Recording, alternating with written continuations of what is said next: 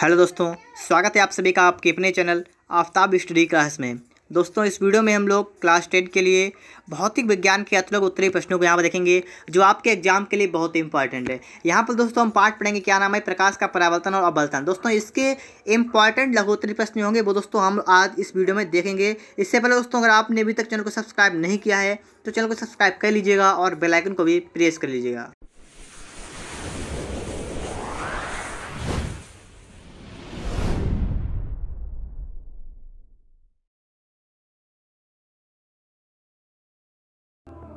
देखिए दोस्तों, लघु उत्तरीय प्रश्न यहाँ पर देखेंगे आप लोग। तो दोस्तों, क्वेश्चन नंबर 1 यहाँ पर लिखा हुआ है, संलग्न चित्र में अवतल दर्पण पर आपतित किरणों 1 व 2 के लिए परावर्तित किरणें खींचिए।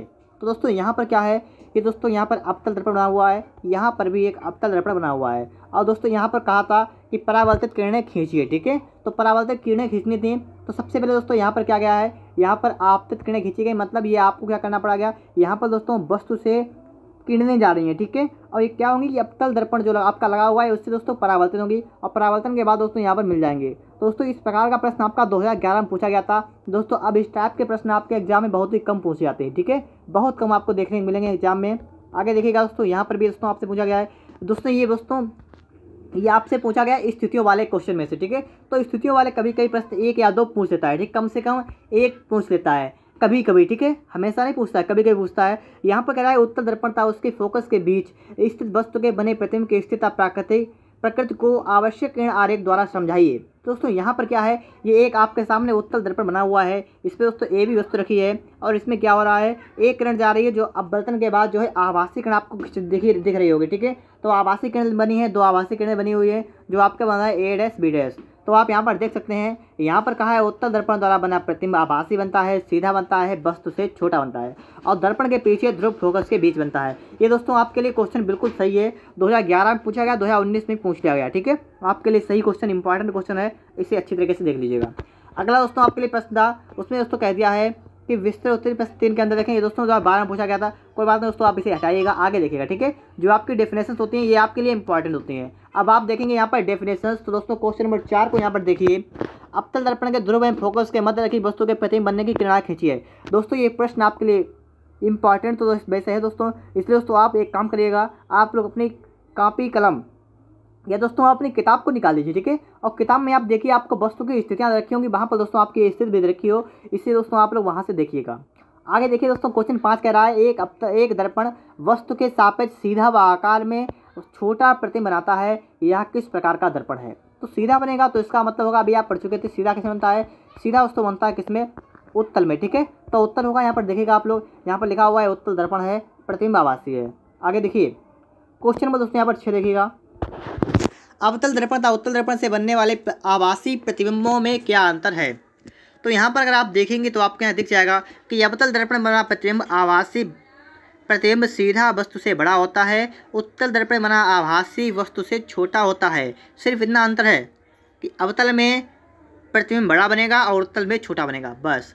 अब दोस्तों अगला प्रश्न आपके लिए very very important, very very important. ठीक है, इसे आप जरूर याद करें। ये कह रहा है, स्नेल का प्रकाश के अपवर्तन संबंधी नियम लिखिए। अब दोस्तों यहाँ पर ये प्रश्न बहुत ही आपके लिए इंपॉर्टेंट है, मतलब कि अपवर्तन का दूसरा नियम है, उसे कहते हैं स्नेल का नियम।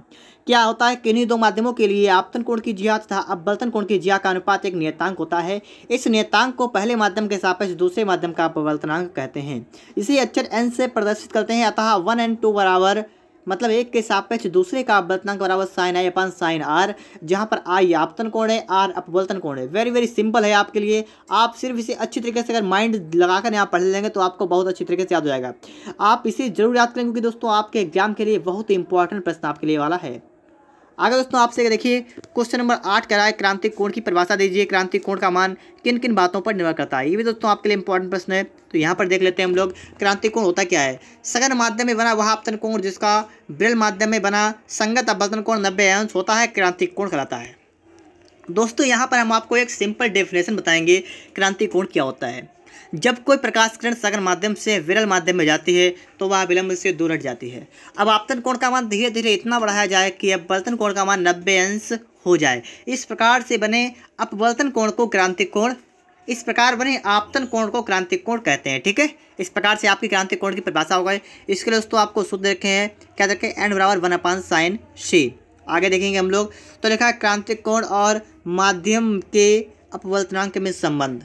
ये दोस्तों देखिएगा यहाँ पर दोस्तों आपका संबंध दे रखा है। ठीक है, इस संबंध को अच्छी तरह से समझ लीजिएगा, यहाँ पर क्या किया गया क्या नहीं किया गया है। आगे देखिए, आगे दोस्तों क्वेश्चन नंबर 10 में कह रहा है प्रकाश का प्रकीर्णन क्या होता है। प्रकीर्णन का मतलब होता है फैलना। अब आप याद रखिए अच्छी तरीके से, प्रकाश फैलता कैसे है।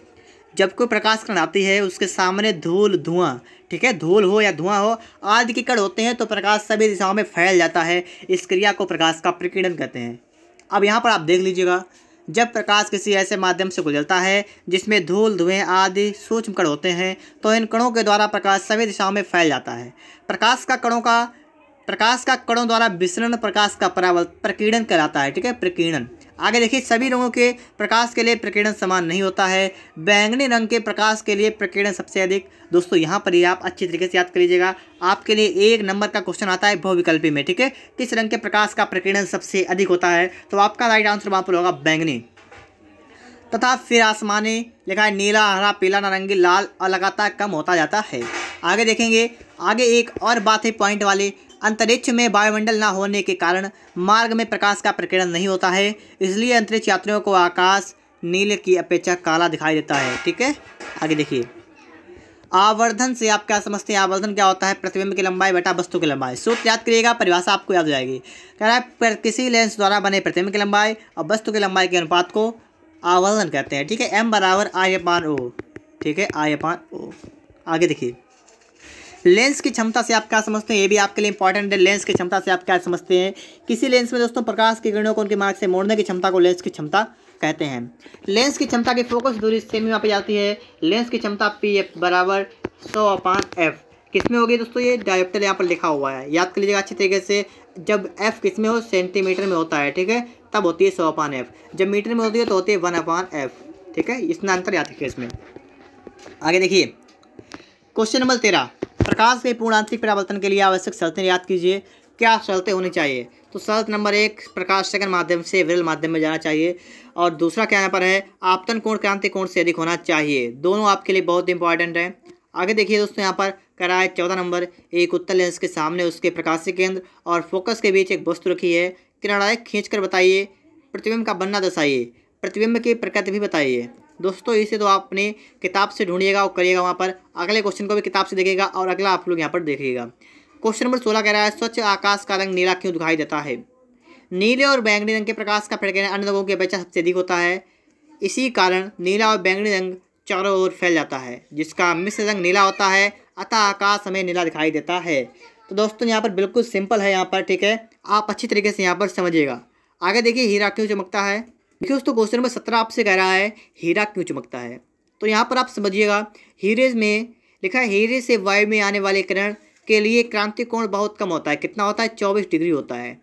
अतः जब बाहर का प्रकाश किसी कटे हुए हीरे में प्रवेश करता है तो उसके भीतर विभिन्न तलों से उसका परावर्तन होता है। ठीक है, परावर्तन होता है जब किसी तल पर आपतन कोण 24 अंश से कम हो जाता है, तभी प्रकाश हीरे से बाहर आ पाता है। इस प्रकार हीरे में सभी दिशाओं में प्रवेश करने वाला प्रकाश केवल कुछ ही दिशाओं से हीरे से बाहर निकलता है। इन दिशाओं से देखने पर हीरा अत्यंत चमकदार दिखाई देता है। दोस्तों ये प्रश्न आपके लिए इंपॉर्टेंट है कि हीरा क्यों चमकता है। आप इसे अपनी कॉपी पर नोट करिएगा और अच्छी तरीके से यहाँ पर याद करिएगा।